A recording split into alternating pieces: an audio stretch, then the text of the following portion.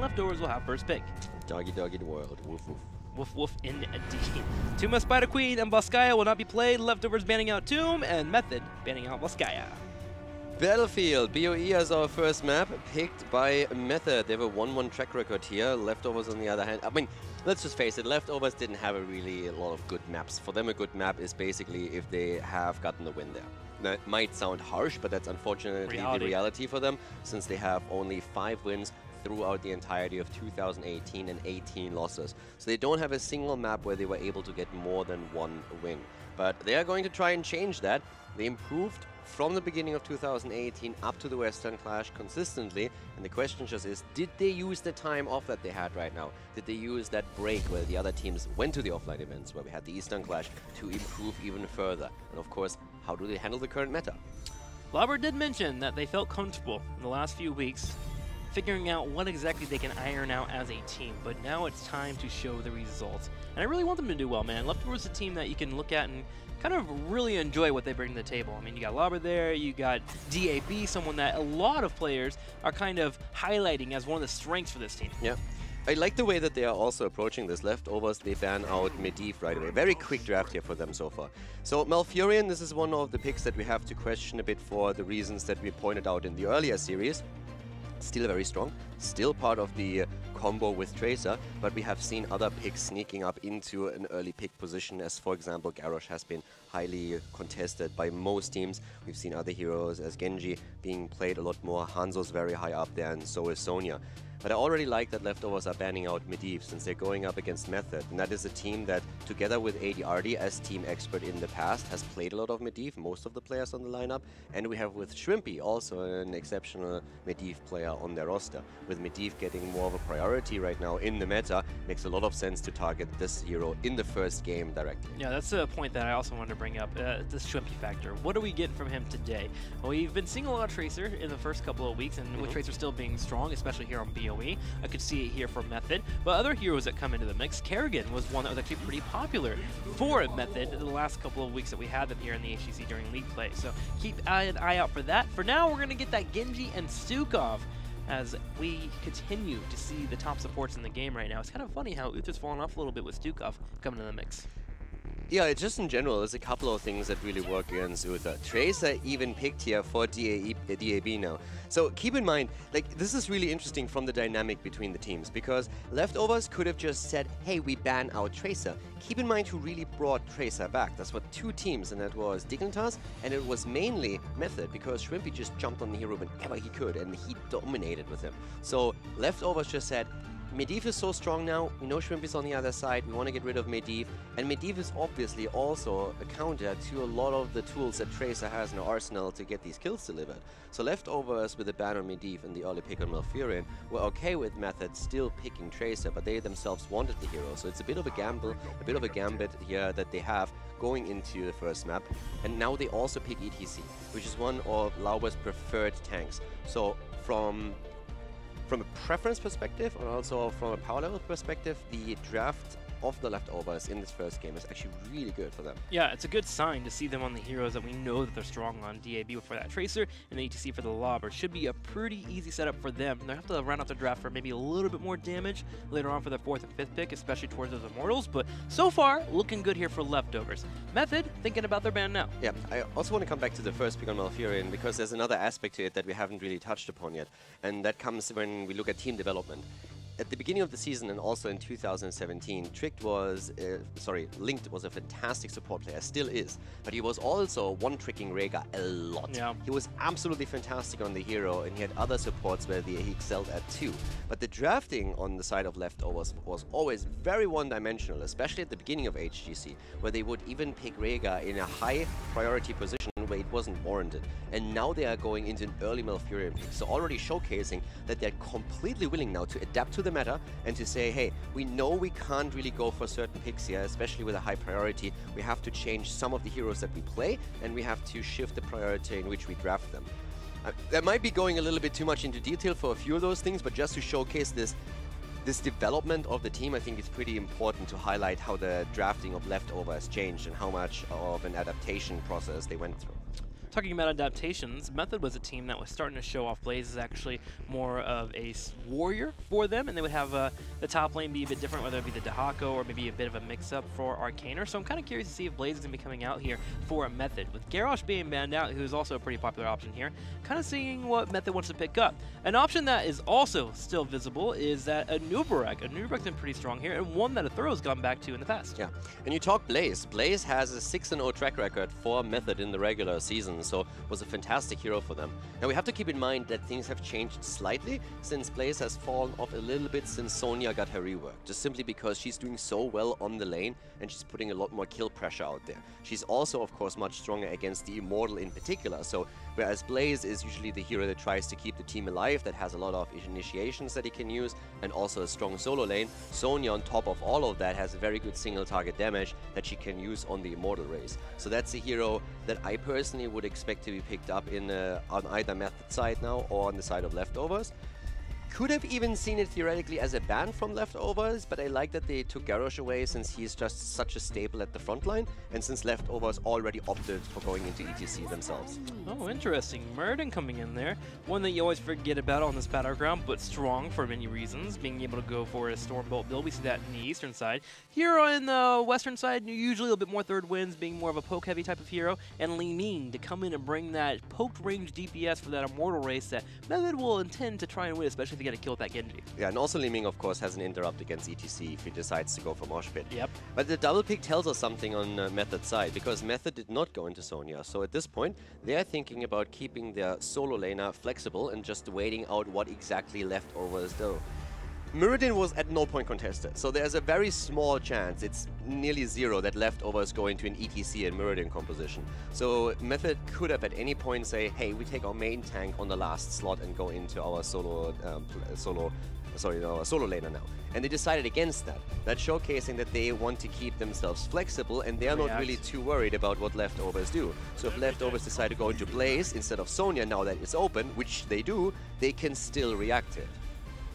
We did have Arcaner play a little bit of Leoric as well, but the Sonya comes out, as you call Caldor, so and there now it is. We're going to find out the most important thing that we haven't seen in 2018 just yet. We're going to find out if an Australian Sonya spins the other way.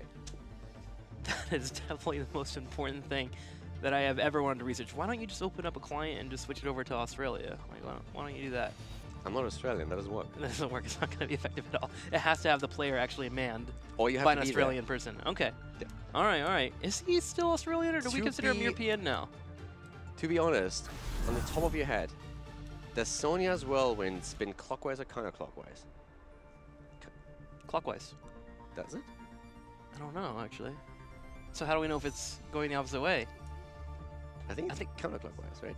Maybe. I don't know, I think it's clockwise. And we're not going to find out right now because there's a good chance that his Sonya spins the other way. Yeah, exactly. Since he's Australian. I don't know. We need a try mode. The hard-hitting questions from Caldor that I can't answer. I actually don't know either. Now I think you're right, it's counterclockwise, because I think she like jumps up and starts spinning this way. I don't know, I guess we're going to find out. What do you guys think at home? Let us know. Hit us up on Twitter. We need a poll. Exactly, we need a poll. We need a poll for that. Heroes Esports, get on it right now. We need a poll. No cheating, boys. No going in try mode. You need to actually. You know they've already opened up the client and they're spinning to their heart's desire in different skins, trying to figure out if they go different directions in any way, shape, or form. Wouldn't that be cool if there was like an RNG mode where Sonya spins in a different direction whenever you use the whirlwind? Yeah, it would be and has a different animation a little bit. Yeah, that would be super awesome. That would just make Heroes the best game ever. Blizzard development team. You're welcome. Lana, animation team, please. All right, let's go ahead and hop into it here. Game number 1 in this best of 5 series. We are going straight to BOE, and we'll see if Sonya goes left or right. Going to find out a lot more than that as we are looking towards Method on the left side here. And of course we have Arcana on Sonya. We see Shrimpy on Genji, Curson on Stukov, Nick on Li Ming, and Athero on Muradin. On the right side in the red, Boss in the top right corner will be playing against Sonya. He'll be playing Blaze, Lauber on ETC, DAB on Tracer, Linked on Malfurion, Black Knee on Hanzo. And I gotta say, I am jealous of Boss. He has that front row seat to seeing how Sonya spins. And I am jealous because, I'm not really jealous, but I'm very eager to see the first whirlwind that Sonya uses. I can't wait for that now. Okay, can we just stare at Arcaner. I don't care if 4 kills happen in the bottom lane. We need to figure this out for science. Okay, there's the zoom. I like it already. We're good boys. Oh, but here's the issue. I like Tracer. the mount as well. Yeah, the mount helps out. Tempest 2016, never forgot. No. I like the zoom. Like, we can stay there. What if Arcaner never uses Whirlwind? I mean, with DAB up at the top lane, needs to be careful. But there's Shrimpy. Okay, they want to gank. He's gonna spin any second. Arcaner about to go in. There it is. No, He drops on come the on. slam. Come on, boy. No spinning whatsoever. Shurikens come out. They go in a straight line, by the way. They are not spinning at all. He's doing it on purpose. The human fidget spinner. There we go. Oh, I can't even tell. Is it left? It's counterclockwise. It is counterclockwise. I was right. What do you mean you are right? You said it's clockwise. Something to point out is that Warpaint got picked up by Sonya. Typically, you don't go into block talents because you have a Tracer going against you, and Tracer will burn through those block charges pretty quickly. Not that I just got proven wrong, I need to talk about something else really quickly, and the only thing that I can come up with is the level 1 talent choice on the hero that we've been talking about. And Vladiki gets blown up. Schwembe goes in for the kill. Thank you for your analysis there, Calidor. As we have the 4-on-1 in the bottom lane, the leftovers losing a target, but to the top, a turret might fall as well. Yeah, the 2-for-1 situation works really well for leftovers now. We saw Genji rotating between the lanes, and that makes it a bit difficult for leftovers to predict and to play it safe. But now with a quick rotation top, Sonya immediately started taking the camp. So Shrimpy rotated in together with Athero and Muradin. And Muradin has hidden so far, but DAB actually really low. If Athero would have been a bit faster, he might have been able to land a Stonebolt there and take him out. But I like this move by Method. Rotate 2 heroes top and allow Arcana to take the camp. And he just clears it up pretty quickly. Another reason why Sonya's become again popular after her rework. Having a hero that can solo mercenary camps is always valuable. Oh yeah, definitely. And of course, after level 4, it's even easier because you get the extra damage against the mercenary. But it's also one of the reasons why Hanzo is so strong. I mean, of course, when we talk about Hanzo, we talk always about the damage output, mobility, you know, there's so many, the vision alone that he has. Everything he has on his kit. Pretty much, but one of the reasons why he excels so much is not necessarily the hero damage, it's really just the vision and taking mercenaries. So you allow your team to make so many plays. I mean, just think, for example, about what Team Liquid did on 2 with the Spider Queen. They had Sonya and they had Hanzo, and they were able to sneak that boss within seconds. Especially because that Scatter Arrow build, which has become ever so popular in Europe, was a thing in North America as well as the Eastern Clash, but after a couple of nerfs came to the auto attack build, the W build seems to be the way to go for a lot of our teams. Yeah, definitely the Eastern Clash has influenced the Western teams, and this is always awesome when you see. We saw, for example, KSV Black. We saw Rich and Sake talk about how they really like the way that the European teams approached the meta and how they, for example, emphasized Garrosh, and they started to implement that in their own drafts. But the same is also true for the Western scene, where they look to the Korean teams and they, for example, adapted a lot of the Leoric builds. We've seen a lot more Austin's renewal after the Eastern Clash now happened. So it's pretty cool to see both regions, or like, yeah, just look at each other and see, okay, what can we implement? What can we use for our own playstyle? Stukov implementing his sounds on Labber right now, getting low on health, down to half health. The poke coming in from Nick. Nick on the top left, have to be careful though. Putty coming in for a chase, and DAB actually getting aggressive against Schwempy. Does he have that pulse bomb? He does decide not to go in for it though. With the heal available from Stukov on the back left, he can have that burst at any point and decides not to go for the kill. Yeah, nice damage here against Lauban. Immediately Stukov with the silence on the ground. DAB already poking away merrily the entire time here. Job well done so far. Shrimpy goes in and tries to put him under pressure. And he just knows where the line is the entire time. DAB is really dropping low, but he's not dying so far. And he is really trying to find a target they can jump on and blow to pieces. And we all remember how much of an impact he can have on that hero, remembering that Sky Temple game. Method taking a pretty nice lead here on the Immortal race. Portibus goes in to delay that while Hanzo peels off and start working on their own Immortal on the right side. But with the experience and the health going lower on the Immortal on the right, Method is aware of this, and they're setting up a flank. You see Sonya at the top, looking to go in. Can he find a target to hop on? Lauber needs to eat some of these limiting combos if they want to keep the Immortal alive longer, but it makes it difficult for him as well. Roots on the ground after the power slide, the same combo that Fnatic was trying to use earlier. Victory on the side of Method when it comes to the first Immortal. Shrimpy was low though, and a bit more extra damage dished out as Li Ming is in trouble. No mana either, but it's DAB who's all of a sudden in a lot of pain, especially with Shrimpy now coming in. But very nice dodge here, and they can get the kill now. Wow, a trade, a 1-for-1 there. I can't believe that though. DAB having some decent jukes there as Shrimpy goes in for the aggressive play, missing twice, but eventually trades it out. And we are in the non-light right now. This is what we look like without vision. What do you mean vision? This is just like the cozy. This is like the Hanzo romantic. just scattered us. Run. You know, this is just the romantic setup that we have here at HGC whenever we're not on Listen, camera. there's a It's lot of little rumors fun. going around right now. We need to squash those as soon as possible. Okay? Just throwing that out there. This is the moment when you know that Tim came home yesterday. Suddenly I pick up a candle. and, put it back down. and his girlfriend was just saying, yeah, we got to talk. We got to talk. Oh, man. I don't know what to say, man. My brain just broke. To be honest, I wanted to talk about the game, but right now that is already very enjoyable again. But yes, gazing into my eyes is enjoyable, isn't it, Caldor? yeah. Sure. Admit it. Whatever you Admit it. say. You can admit it in German if you want, if it makes you feel better. Now it gets Okay. now it gets awkward. Now it gets awkward. Checking into it, it looks like we're about to ready jump into the match there, so Okay. hopefully you enjoyed this little segue. I wanted to talk quickly about the kill. I actually don't know who I'm impressed with most. DAB for dodging the kill for so long and refusing to give the reset to Genji so they can move out. Or that they were able to take out Tracer in the first place. Because I really thought after Genji missed the kill initially and they really blocked all the shurikens for Tracer, I thought Genji would just die and not even be able to get that kill. So it was pretty cool to see that Shrimpy was at least able to make it a 1-for-1 trade after he failed the initial insta-kill and the Swift Strike reset. Yeah, I was actually surprised because I assumed that he didn't have the Swift Strike available for him, but yeah, him going straight forward into it and able to turn around and get that shotgun shuriken. Bit of exchange there. And now with the Immortal pushing on the bottom lane and being cleared up, they were able to grab a couple of turrets and get some experience, but Leftovers hanging in there. And it's probably one of the biggest adaptations to Leftovers that we've enjoyed seeing over the last few weeks, is that they no longer fall 2 to 3 levels behind in the early game. They were having issues with soaking experience, and they've gotten much better at sticking and staying in the game. It was definitely the biggest problem, that they always missed out on lane experience, and that quickly led to an advantage for the opponent's team. I also love how just DAB just dodges everything. It was a great stumble attempt that we saw at the bot lane from Thero, and he was just able to move out of its way on the last moment. But another camp taken. And we come back to Arcana. We come just simply back to him clearing the camps right now, rotating between lanes and utilizing the passive damage boost against Mercenary that he gets from his level 4 talent from Battle Rage. So he's doing a fascinating job here with it, especially since they're always rotating him on the lanes. Thero, on the other hand, oh, the kill. Mirrodin goes down as DAB confirms it. But coming back to Sonya, Sonya's on the way top now, so they always rotate her to the camp lane. What an exchange between the two there. Thorough daring DAB to step forward and grab that regen glow, but it was actually just a bait from DAB to put ETC there. We also had Mirrodin almost get away with the hop, but just barely missing out thanks to the parting gift. So far, Leftovers seem to be going toe-to-toe against Method, 2-2 in kills. The only thing that's really hurt them so far is that they lost that first Immortal.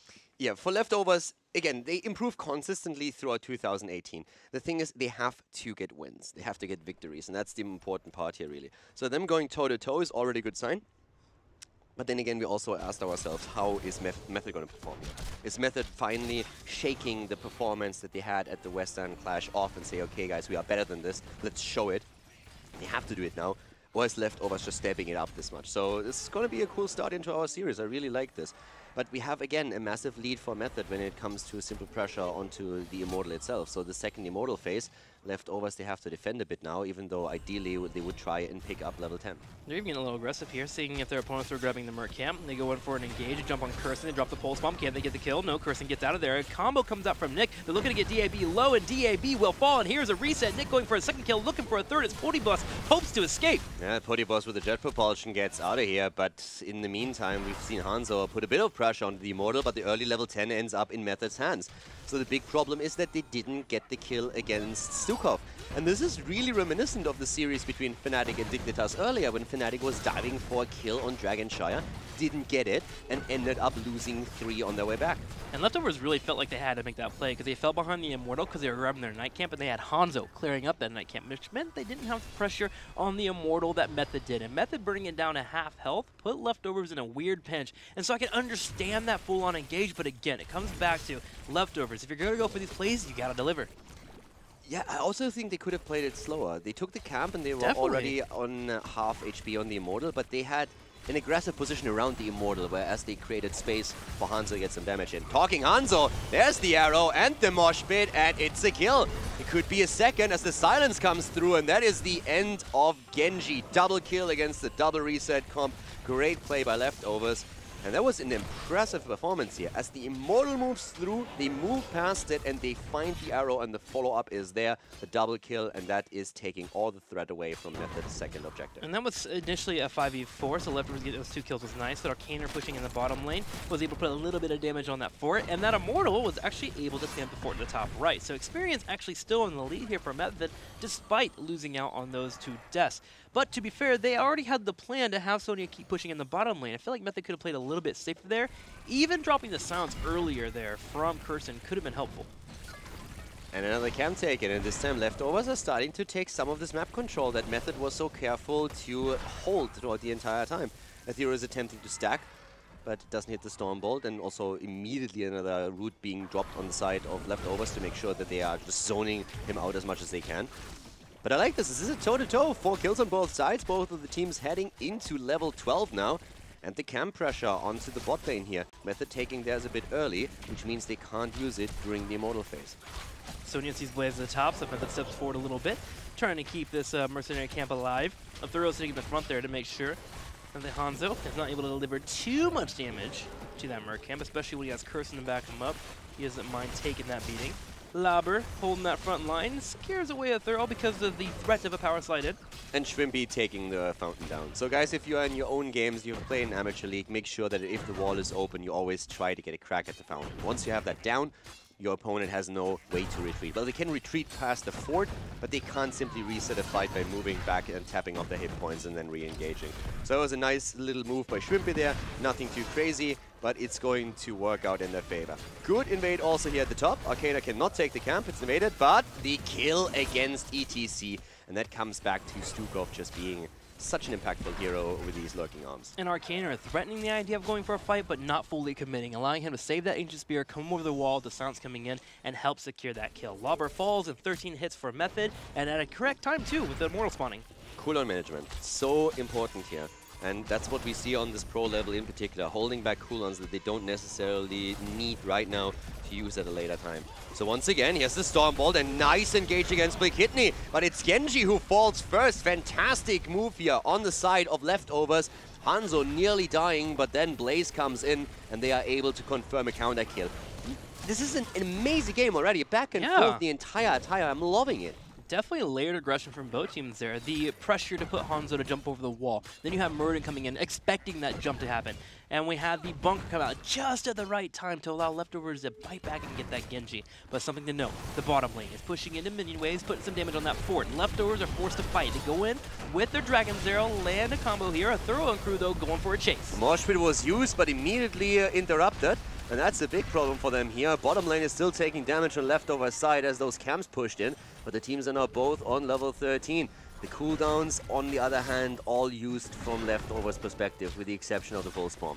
So there's still some available that we have for a Method that they could utilize in these fights, but without the danger, the pressure, the threat of a mosh pit, this composition on Leftovers side is now a lot more harmless. But if they can lock down a target with a power slide into a root, they could still drop the damage through DAB and Hanzo. Tracer goes in and gets a combo off. Curson will eat it there for Nick, also getting the heal out. Exactly. He wanted to go for Nick, wanted to take down Li Ming, but didn't quite hit the pulse bomb properly. Still dishing out the damage, and here comes the immediate snap jump onto ETC, and he goes down. Silence comes out. If we have Blaze jump out of the bunker, he will get dealt with, so he disengages completely here. Method's still in a position, though, where they're trying to poke and heal on up, and Hanzo will take the opportunity to bounce off a couple arrows and get that Immortal lower. I'm really liking the way that Method is currently initializing these fights. They jump on a target, they stun it out, then take it apart. Here comes again the engagement. They want the Immortal and they go for it. They force it now. The 5 versus 4, an easy victory for them. And that is Immortal number 3 in the hands of Method. But it's amazing. Even though this is the third Immortal, Leftovers are still on the exact same amount of experience. That could and will change now, of course, as Method will take a slight lead.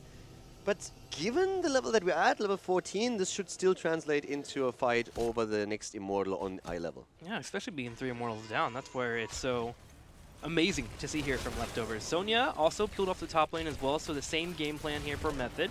Pushes a 4-man and try not to die. Way. And they are actually dying right now. Curson getting hit with a Dragon's Arrow into the full engage. And that was a fantastic arrow again. Like, it's the same situation that we had around the last Immortal. The long distance arrow and then the follow-up.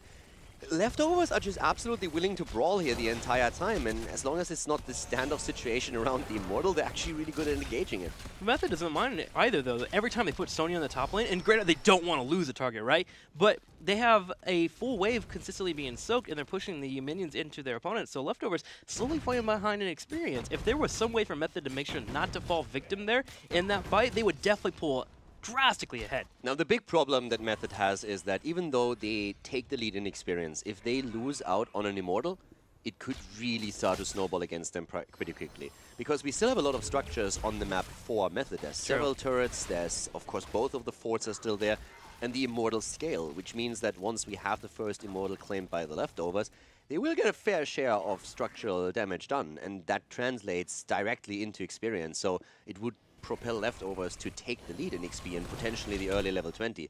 So Method needs to be super careful when it comes to the next Immortal phase. Suppressive Fire also picked up level 13 here for Blaze, looking to shut down that Li Ming if you can ever land that Flame Stream on a Li Ming. Reducing your spell power, I believe for 20%.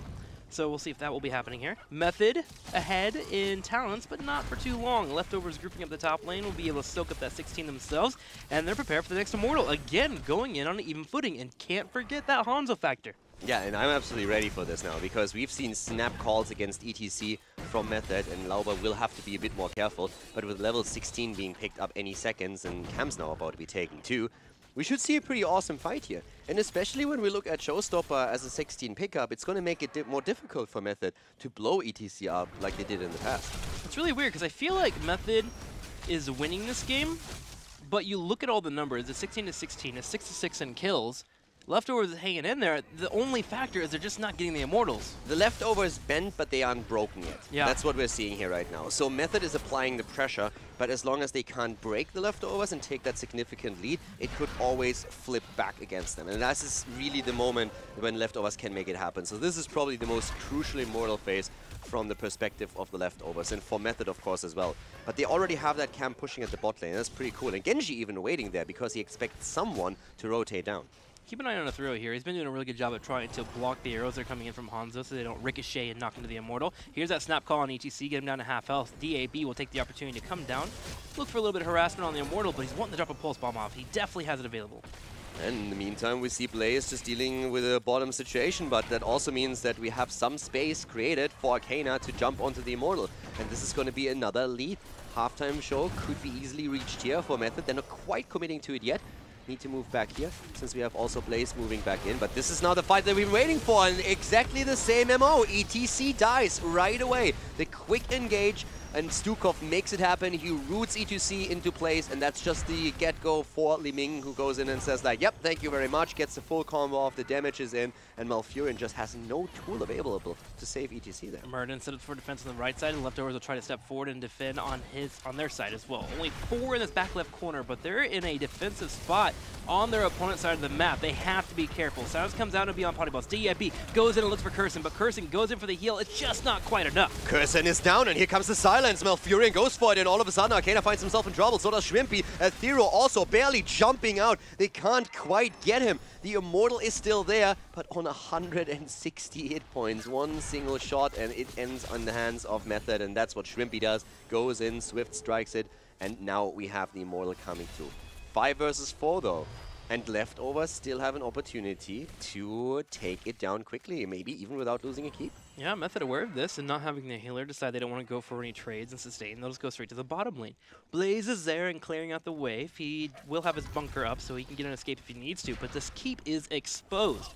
Can Method find a way here to get some damage there? I think Method can actually take it down because it's going to be tricky for Leftovers to come back in time. So this keep is very likely to fall, even with the rotation happening. Should be being a little bit aggressive on the right. Okay, so they don't get it. They don't have enough damage output with the rest missing here. Top is nearly defended, so both of the keeps will survive for now. Ready to fight another day. Keep wall does get exposed in the top right. That gets cleared up, so there's a gate, the turret as well. Will it stand here? If not, at least be some experience here for Method. There we go. And so 18 and a quarter in Leftovers. Again, the theme of the game, sticking with it. barely hanging on here, but Method looks to change that. They go for a Stormbolt, they'll land it on 2. Blackney answers back with an arrow. Mosh On pit. top of Kirsten into the Mosh Pit. Can they take him out? They take him out. There comes the silence again, and this is a double kill. Meriden down, and so is Stukov. And this is really the play. As long as ETC doesn't die to these quick snap choices on the side of Method, they are fine. We have 4 deaths already on Lauber, but if he gets his combo through, if he's able to survive, then they are the ones who really make the plays. And there's no Immortal at this point, but the point that I made earlier still stands. They take momentum and they start to take structures, and just look at the XP bar. All of a sudden, it swings heavily in their favor. They're fighting for that level 20, and they have a fort in the top. It's already been chunked a little bit too. It's more experience for them to grab. They still have time here, 20 seconds before Stukov and Meriden come back, so they can look to at least get the keep wall. Should be going to do his best to delay the leftovers as much as they can. And Method did peel off Sonya to the top lane to get those mercs pushing in, and that will push in towards a keep, so leftovers have to consider defending that. And they don't go for the wall because they want to have the camps. So top lane is going to be defended by Blaze, and that will get them slowly but steadily towards level 20. They also take the camp at the bot lane, and the Immortal is being announced in another 20 seconds, which means Method this time is going to be at a disadvantage as we head into the Immortal phase. Leftovers, 9 kills against 7. They could be the ones to win the most important Immortal of the game. Method, knowing this Knight camp in the top right corner, are going to push in aggressively and try to fight before that 20 hits. Ooh, decide it's a little bit too late to do so, and we'll have to wait it out. But I like this. I like the way that Method postures around aggressively, trying to see if they can snap kill someone. Also a snap of the Immortal here. Try to get down to halftime before that 20 hits.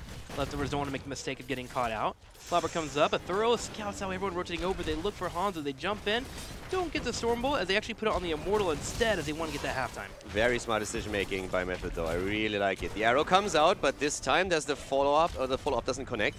So arrow is on cooldown, but the 20 talent is there. Top lane of Method is under a lot of pressure. The poke has started. And this fort is also going to fall, which means that if they take the Immortal, it is going to walk straight towards the keep. But of course, we still have Method with an attempt to force the bot lane here. They don't care that they don't have the 20 talent. DAB is coming in now, though, and they are trying to get the kill done against the Thero. The silence comes through. Hanzo still working on the Immortal, and slowly and steadily, leftovers are starting to take the lead in the Immortal pressure. Hanzo continues to chunk on that top side, and there's still a Night Camp pushing in as well. So this Immortal, when it gets grabbed, will be pretty healthy here for leftovers. It'll be the first one of the game, the fifth one of the entire game here. Could have waited for a second here just to give Blaze a little bit more time. But if you wait, you give 20 over to Method. Kind of want to get this pushing ASAP. No, just a couple of seconds, but they need to defend the bot lane or they will lose the keep on their own. And if they don't make a call for core now, that wouldn't really matter. But yeah, so now let's see if this is at least going to work out for them. Shaman should fall, but the keep is still going to take quite some pressure. And all of a sudden, Blaze is being chased up at the top. But if they don't get the kill here, that's actually a problem. That's a big problem for Method. Because now this is free damage. And the Immortals are pretty healthy too. Still in range mode. They did get Bunker Poth, but remember, there's still the 40 seconds putting on the Elder Patch. Gonna have the poke constantly coming in. They're gonna go for core here. You think so? Bottom keep is falling. They need to, and I feel they can. Bunker is going to be back in 16 seconds, in 14. I think they can make the play, and here we go already. The silence is already through, and once again the mosh pit hitting 2, and that's the kill. That's Genji down, and immediately the pressure is on us. The Immortal is already on the core. Sonya is in trouble, tries to go for the counter kill and gets it against Tracer, but does that even matter? Arcana himself is dying, and that has to be it. That has to be game. No, Li Ming comes in here, gets the Calamity, looks at also Hanzo at the same time. ETC and Blaze looking for the core, and yes, that Immortal is still healthy, and it's breaking down the core, down to 30, down to 20, and that's it. Leftovers are able to hang in the game, finally get the last Immortal, get a few kills, and get the first victory against Method.